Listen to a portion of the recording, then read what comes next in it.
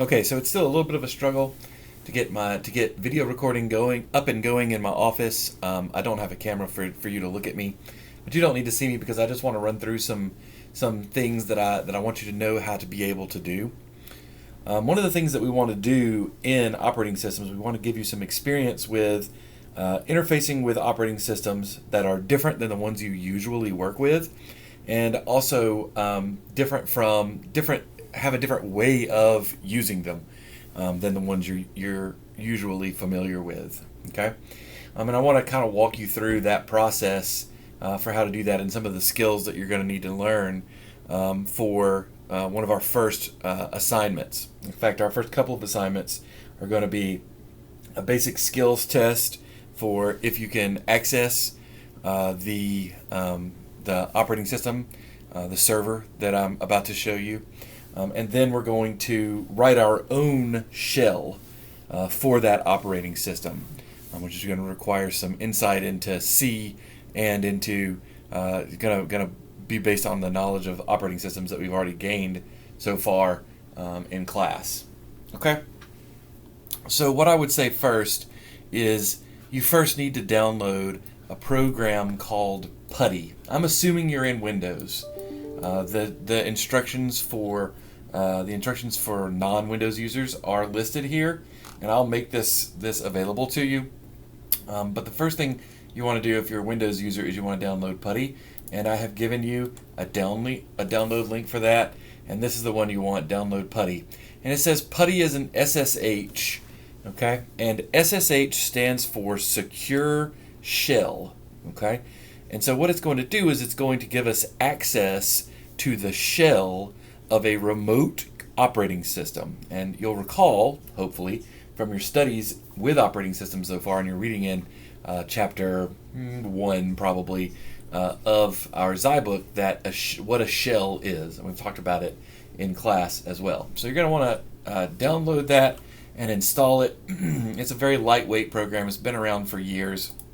It kind of looks like this when you open it up. Now, I'm obviously not in Windows, so I'm not going to be using PuTTY in these demonstrations. But once you get PuTTY up and running, or once you get any terminal window that can run SSH, an SSH client, up and running, then all of the things that we do are going to be the same, because what the Secure Shell client does is it gives us a window that acts like another computer, a remote computer.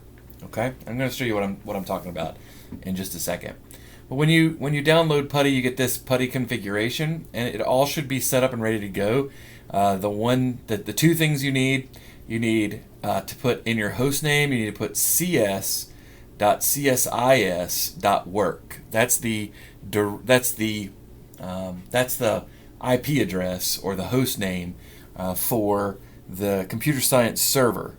The computer science server is a BSD machine, and you can think of it as kind of Unix/Linux. It's Linux's cousin, right?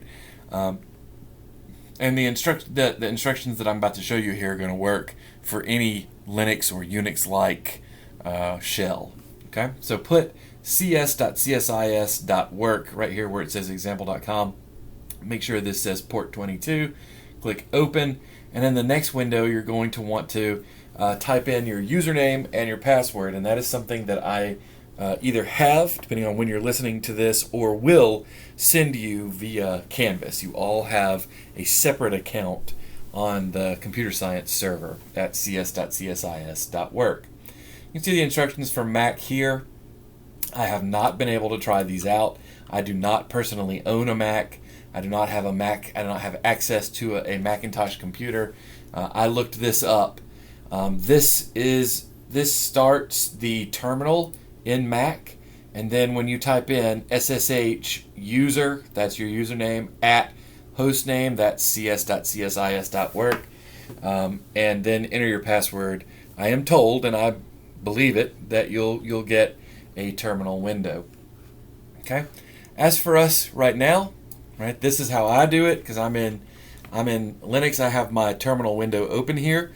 As you can see, I'm going to do Secure Shell, right? And this is my username, and cs.csis.work. Okay. And yes, if you get asked a question, if it can be trusted, type yes. And then your password. And I'm trying to think of what I set my password to. Oh, yes. There you go. Now we're in the system. And you can see it says University of North Alabama, Department of Computer Science and Information Systems.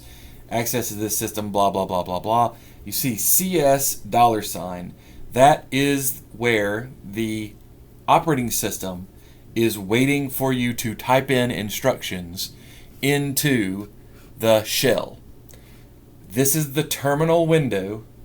The program currently running in this terminal window is the shell to the operating system for a remote computer. Okay, the commands you type in here are actually being executed by the operating system through the shell on that remote computer. Okay, so for instance, we can type in echo $shell, and what that's going to do is it's going to print out the system variable that tells us what specific shell we're running, and we are running the shell at /bin for binary /ksh. KSH is the name of a very popular shell. You also sometimes see BSH, TCHS, ZSH, Fish. These are all names of different popular shells. There's not just one shell available per operating system. There are lots of potential shells, because all a shell is, you'll remember, is just a program that accepts input from the user and distributes those requests to the operating system, and then lets the operating system run, and when programs run, they come back to the shell. Okay, so let's do this. Let's do ls for list. Yours will not be this. You will probably only have a folder called public_HTML, but you can see I've got several folders here, and then several files. Okay, we can do ls-more, or what is it? ls-l. There we go. ls-l, right? And that's list, and tell me everything about the files and folders that are in this directory. When you log in, you start in your home directory. Okay? How do we navigate around this computer?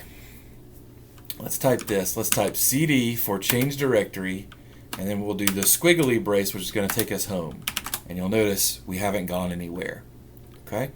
If I want to know what the current directory I'm in is, I type pwd, okay, which gives me the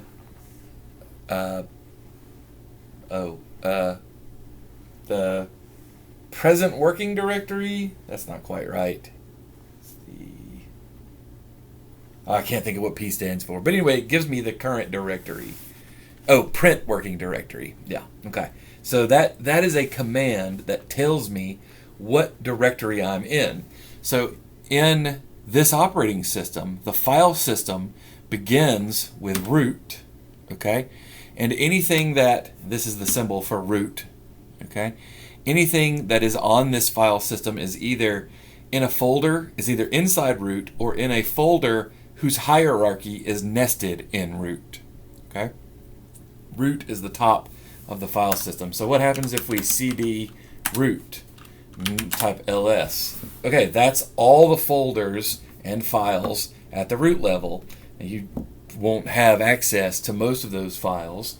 So then we'll do cd/home, okay, and print working directory, and then now we're at root home, okay, and ls. There are all the users that have directories in the home directory, and I'm let's see, where am I? Yeah, I'm at the bottom of the first column there currently. You should see your username on there as well, right? And I can do cd darray, all right, print working directory, ls. Now I'm back in my directory. there's a public underscore HTML folder in here. Let's go into there. CD public underscore HTML. All right, now let's print working directory to see where I am. I'm at /home/darray /public underscore HTML. The first slash tells me that that's the root. Then I'm in the home directory, and then inside that I'm inside DARAY, and then inside that I'm in public HTML. Let's find out what's in this directory. Several things are in here. Most of that won't be there for you. Most of what you'll see is probably just a file called index.html. Okay? Now, let's do this. I've just opened a web browser. Okay? Let's type in cs.csis.work/tilde, and then let's type in your name. Okay? Now, that goes to a web page. Your web page will look different than this. Okay? I think I had tested this on somebody else's earlier. Anyway, your web page. What did I have? Oh yeah, here we go. That's what your web page will look like. It's just a blank page with the words "It worked" on there. Okay? All right, so this is a web page. This is a web space that's available to you. You can edit your HTML if you do it correctly and put a web page up, right? And so we're going to close that for right now. We'll come back to that in just a second. All right, what if we want to go up a directory? I'm in public HTML right now. What if I do cd ... The ... means go up one directory in the directory tree that I'm currently in. So I enter that, type print working directory, and now I'm out of public HTML and I'm back in my home directory. Okay? And we can do this any number of times. I can do /cd ... Now where am I? I'm at root. Okay? Because I came out of darray, I came out of home, and that left me at root. If from here I do that, I don't go anywhere because I'm already at the root. There's nowhere above root to go. There's nowhere above the root. Okay? All right, so let's do cd tilde. And tilde is a shortcut for my home directory. So pwd. Now I've gone into /home/darray. What happens if I type in ls-a? Okay. All right, I get all the files I've normally been seeing plus some of the hidden files that are there. ls-l, we've already tried that. That tells me these things. If you know anything about Linux or Unix, this column right here are the permissions. This is the group, the owner, and then here's information about the size of the file /directory and when it was accessed /created, and then the name of it, of course. Okay? And I could do, I don't know, let's do ls-dl/user.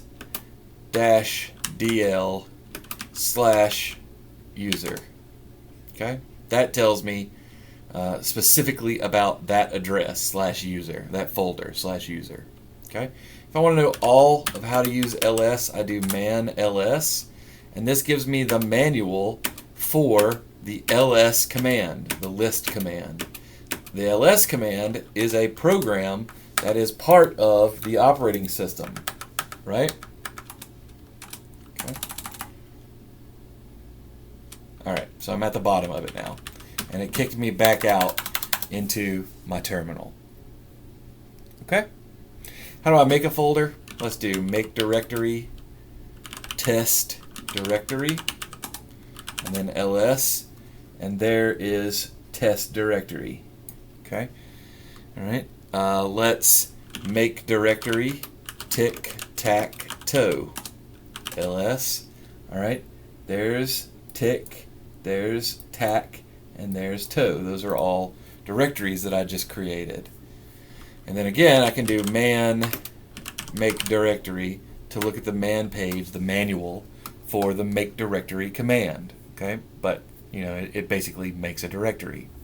Okay, so let's do this. Let's do cd tick. That's one of the folders we just created. There's nothing in there. It's empty. Okay, how do I create a file in here? Well, there are, I just want to create a text file, for instance. There are multiple ways to do this. My preferred editor is an editor called Vim. And so what I'm going to do is I'm going to run the command for Vim, which is called Vim, V-I-M, and then I'm going to give it a name, test.cpp. Okay? And as you can see, I've opened up into a blank, what's running here is a blank text file. This is like a primitive text editor. In Vim, you have two states. You've got the, if you type I, you go into the insert state. Let's make this bigger. I go into the insert state, and then to leave the insert state, I press escape. To leave, I can do :Q, that quits, :W, writes or saves the file, and :WQ, both saves the file and quits Vim. As it stands right now, I actually want to write something, so I go I to go to insert, okay, and then I'm going to start, I just start typing, pound include IOStream, okay, using namespace standard, int main cout hello world turn 0. Okay, so all I'm doing here is making a program to say hello world, a C++ program that's a hello world program. So I'm going to do escape, and then I'm going to do write. And it tells me, okay, 96 characters and 7 lines were written to the file test.cpp. And then I'm going to do :Q for quit. And now I'm back in the shell. Kick me back out into the shell. So now let's do ls. Okay, how about ls-l? Okay, it was just edited. It's August 26th at 12:02 was the last time it was edited, and it is 96 bytes big. It's not a very big file. Okay, so I want to compile. Oh, that Vim is not the only way. Some people also like to do nano. Okay, and nano is not my favorite, and I'm not very good at it.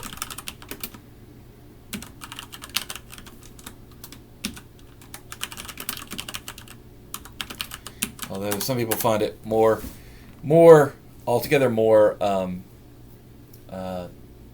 easy to use.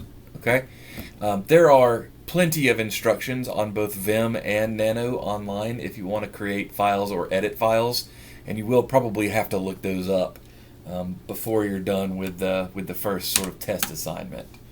Nope. Okay. So, but what I want to do is I want to compile my program. And what's my program called? It's called test.cpp. Okay. Now the compiler on this machine is called, for C++, is called Clang. When the command is clang++, and then I'm going to give it test.cpp. Now Clang is running. Okay, it finished running and I didn't get any errors, so that means it compiled correctly. And you can see that there is a.out file there now. That's the executable file. And to run that file, I'm going to do /a.out, hello world. And then the program ended, and now I'm back in back in my environment. Okay? Alright, so we can move files around. Let's say I want to move, so what directory am I in? I'm in tick.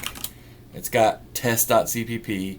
Let's say I want to move test.cpp to the folder tac. Okay? Now it's gone. Only a.out is there.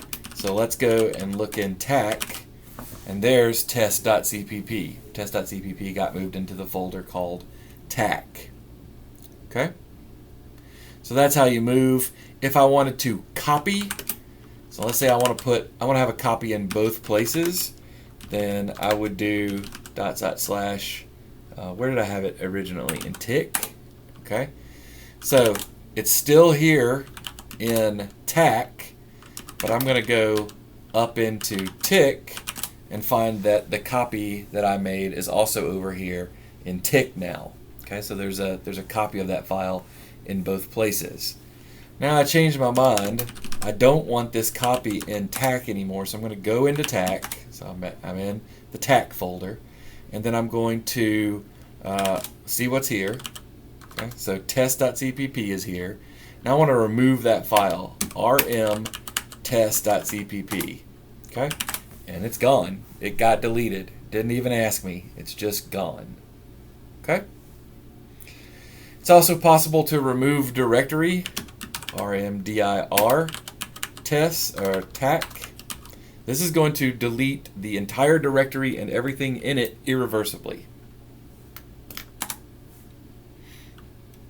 Uh-oh.